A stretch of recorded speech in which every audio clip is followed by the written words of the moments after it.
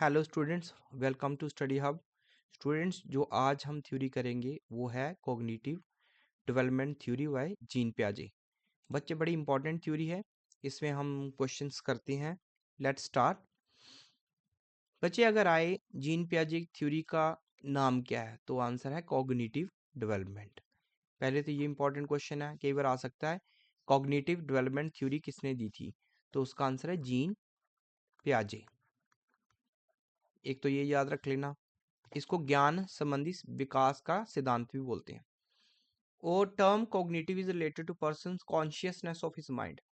कि मतलब कॉग्निटिव का अगर मीनिंग आ जाए तो होता है कॉन्शियसनेस ऑफ हिज माइंड, कि मन की चेतना कितनी है, आदमी के मन की चेतना, व्यक्ति के मन की चेतना वो कितनी है, उसका क्या लेवल है, इसको कॉग्निटिव बोलते हैं।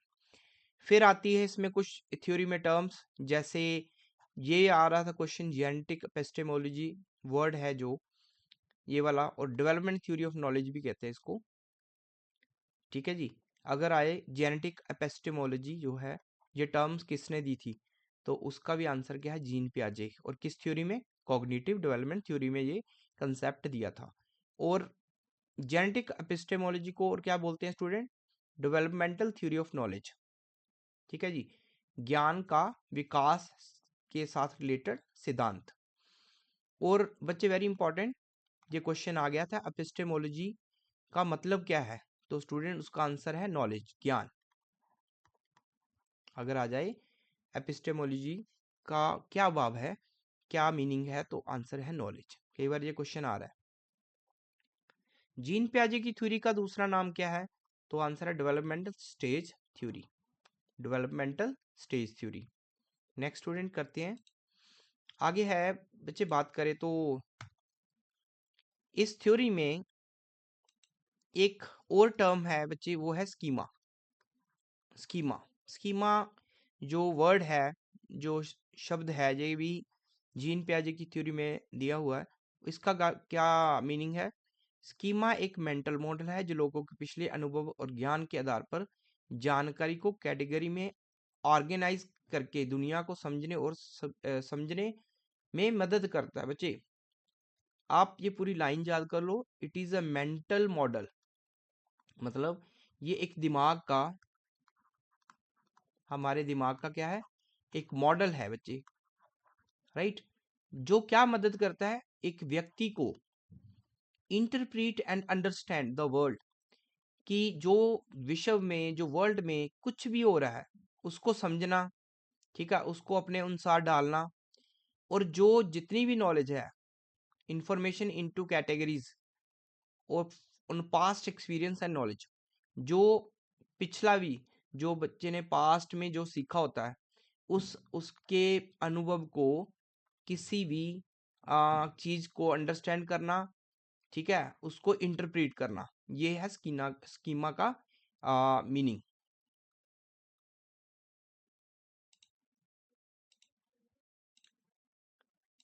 बच्चे, सिंपल लैंग्वेज में आप ये याद रख लो, जो बच्चे ने पास्ट में कुछ भी सीखा हो, जो भी बच्चे ने क्या है, पास्ट में सीखा है, लर्न किया है, अंडरस्टैंड किया है, तो उसको यूज करके न्यू जो है, न्यू इंफॉर्मेशन या न्यू कोई टारगेट होता है, उसको अचीव करना, ठीक है, उस पे वर्क करना, पिछली चीज का अनुभव करना और न्यू चीज पे वर्क करना, ये स्कीमा होता है स्टूडेंट्स।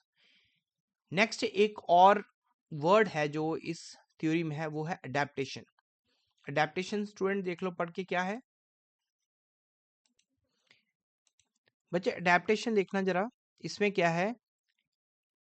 साइकोलॉजी में अडेप्टेशन का मतलब उस प्रोसेस में है जिससे लोग नए या बदलते हालात, जैसे डे बाय डे न्यू जो चीज़ है, न्यू टेक्नोलॉजी आ रही है, जैसे, ठीक है जी, न्यू ट्रेंड चल रहे हैं, तो अपने विचारों को, अपने एटीट्यूड को, अपने इमोशंस को उसके अनुसार ही एडजस्ट करना, राइट।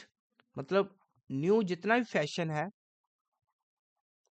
राइट, न्यू टेक्नोलॉजी है, न्यू एनवायरनमेंट है, कुछ भी न्यू है, अपने आप को उसके अनुसार डाल लेना, उसके अनुसार एडजस्ट करवाना, इसको क्या बोलते हैं बच्चे? अडेप्टेशन। और स्टेजेस ऑफ अडेप्टेशन।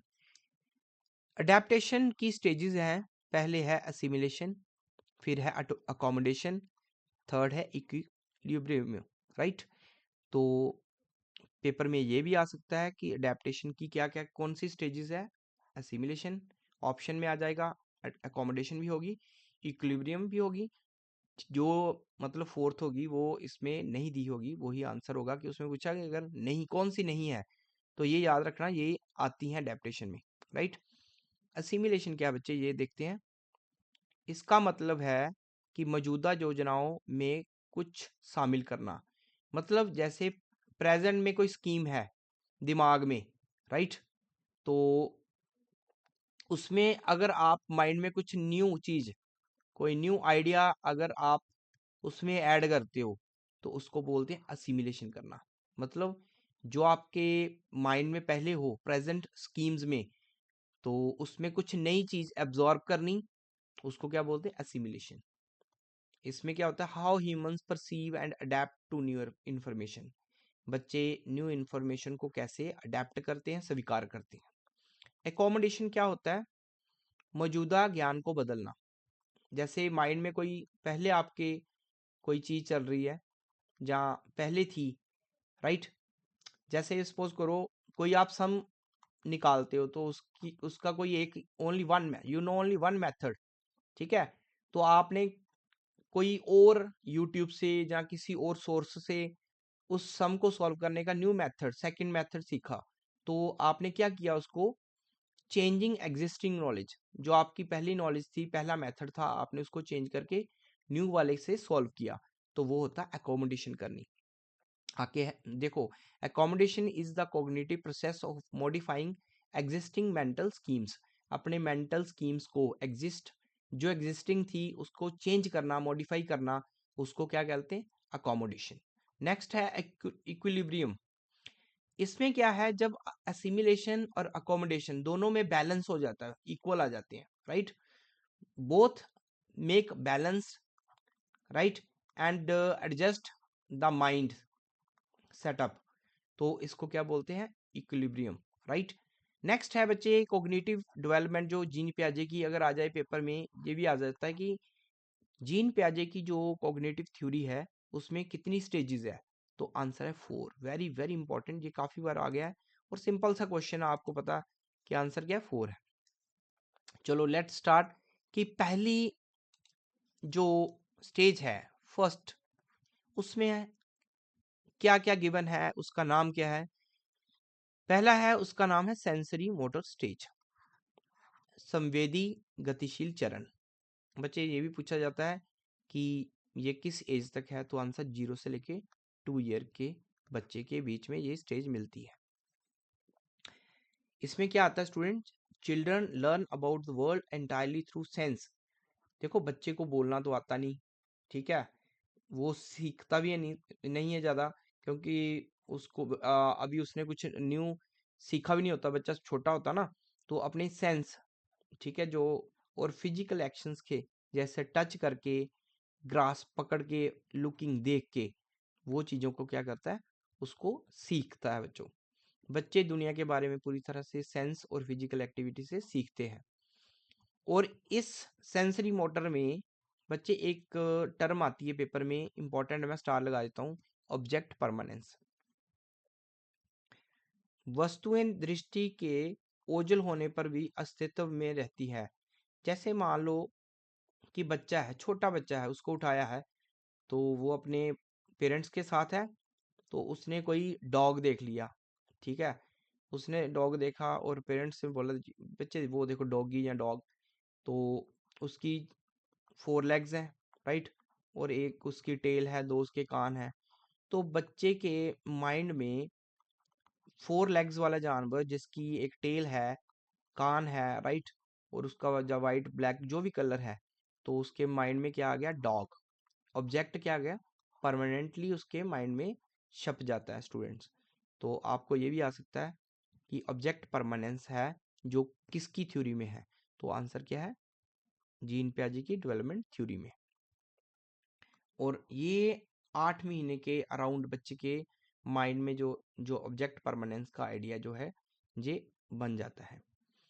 फिर 3 प्राइमरी रिफ्लेक्सेस भी इसी अपनी स्टेज फर्स्ट में आ जाते हैं, जैसे sucking of objects in the mouth, जैसे मुंह में पानी अपनी दूध की बोतल जो है अपने डाल के बच्चा चूसता है, राइट। फिर कोई भी चीज़ उसके पास निकलती है पूरी गर्दन घुमा के उसको देखने की कोशिश करता है, और कोई भी चीज़ अगर पकड़ाते हो उसको, देखा होगा बच्चा बोतल को कैसे पकड़ता है ग्रिप बना के।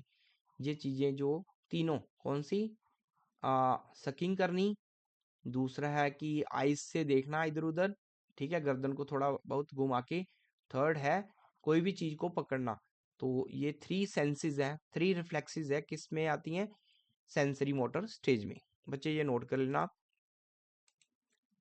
नेक्स्ट बात करें,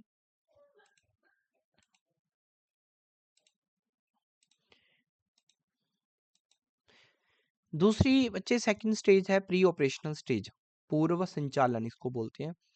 2 से लेके 7 ईयर के बच्चे में ये भी आ सकता है पेपर में कि जो सेकंड प्री ऑपरेशनल स्टेज है उसका नाम क्या है, सेकंड स्टेज का नाम क्या है, तो उसका आंसर होगा प्री ऑपरेशनल। किस ईयर के बच्चे में आती है, 2 से लेके 7 तक के।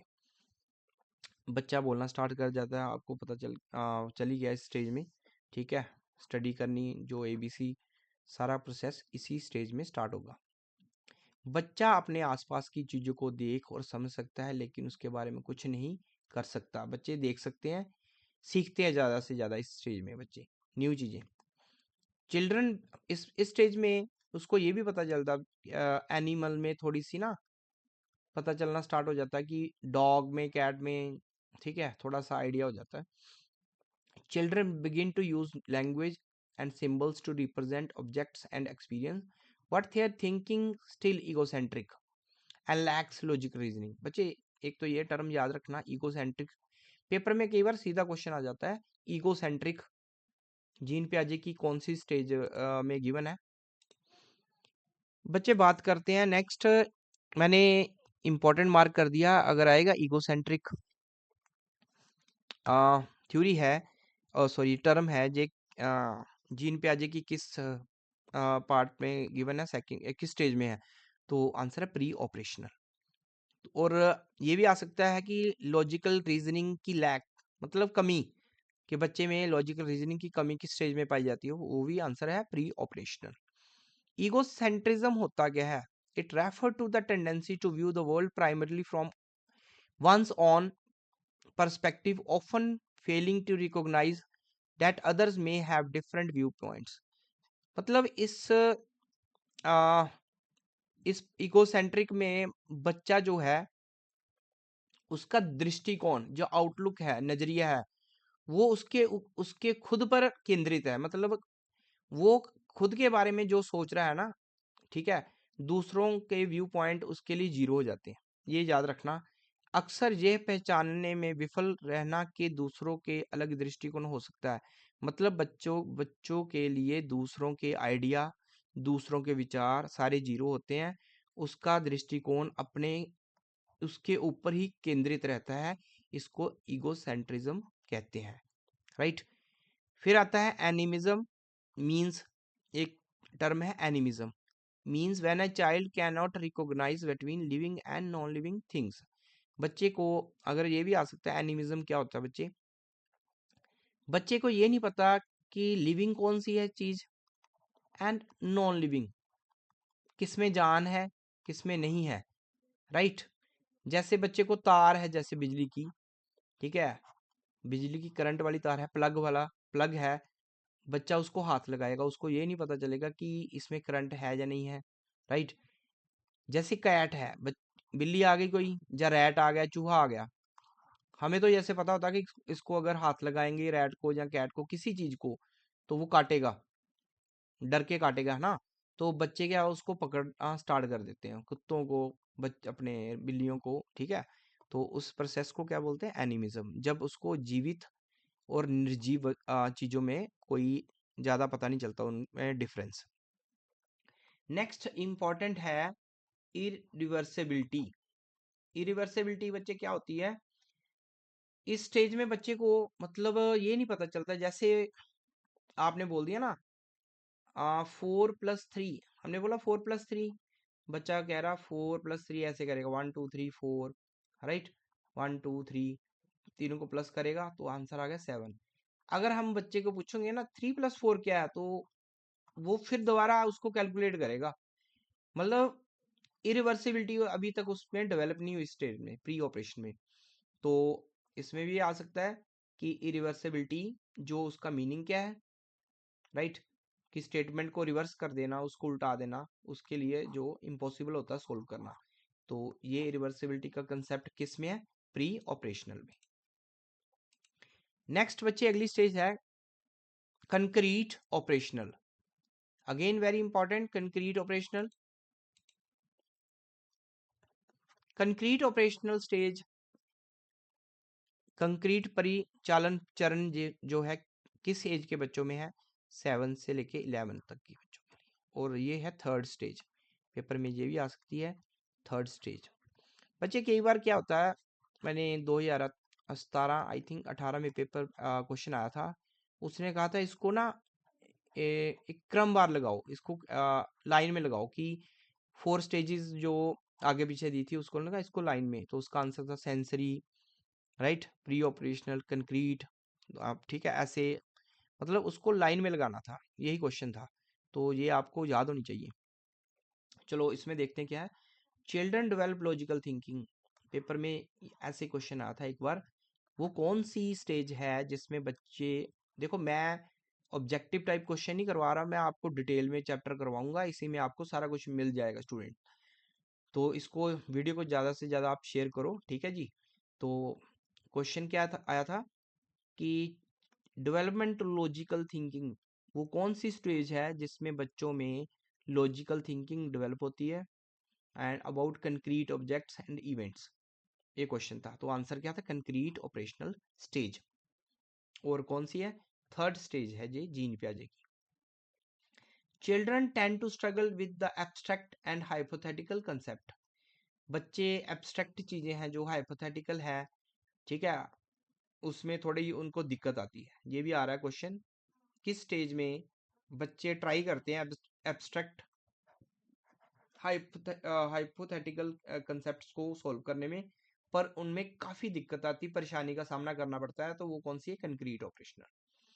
Children are now less centred and themselves and begin to think about how other people. देखो लास्ट जो स्टेज थी प्री, आपने इसकी प्री ऑपरेशनल, उसमें आपने पढ़ा था कि बच्चे ईगो सेंट्रिक हैं, तो मैंने बोला था ये क्वेश्चन भी आ रहा है, पर इसमें क्या है, बच्चे ईगोसेंट्रिक स्टेज से बाहर आ जाते हैं। ईगोसेंट्रिक था कि सेल्फ, जो खुद सोच लेते थे वही ट्रू था, बाकी सारा झूठ।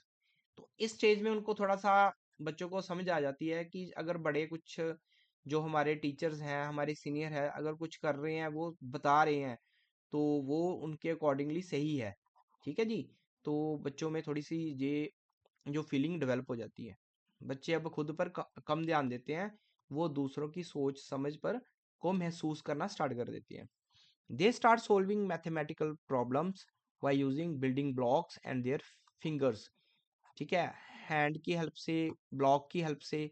पेपर में ये भी क्वेश्चन आया था, मैथमेटिकल प्रॉब्लम सॉल्व करना बच्चा किस स्टेज में स्टार्ट कर देता है सॉल्व, तो आंसर है कंक्रीट को, किस किस की हेल्प से, ब्लॉक्स और फिंगर्स की हेल्प से। और बच्चे लास्ट स्टेज है जो फॉर्मल ऑपरेशनल, ये भी इंपॉर्टेंट है, मार्क कर देता हूँ।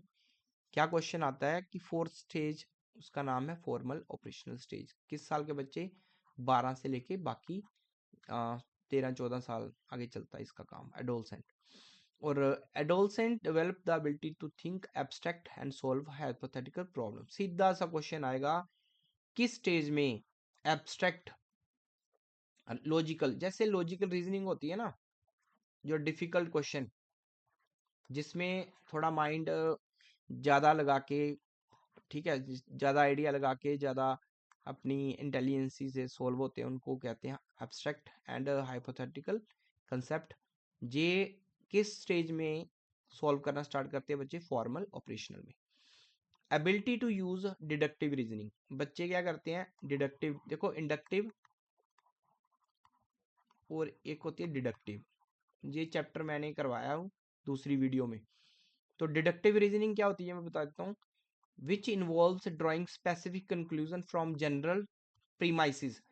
जनरल आइडिया से, जनरल फॉर्मूला से जब आप कोई चीज को सॉल्व करते हैं, उसका कंक्लूजन निकालते हैं, कोई चीज सॉल्व करना, उसका कंक्लूजन निकालना, जनरल फॉर्मूला से, फॉर्मूला की हेल्प से कोई न्यू आप सम का सॉल्व उसको सॉल्व कर लेते हो या उसका कोई कंक्लूजन निकाल लेते हो, उसको क्या बोलते हैं बच्चे, deductive reasoning.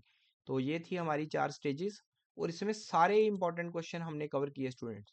Okay, thank you.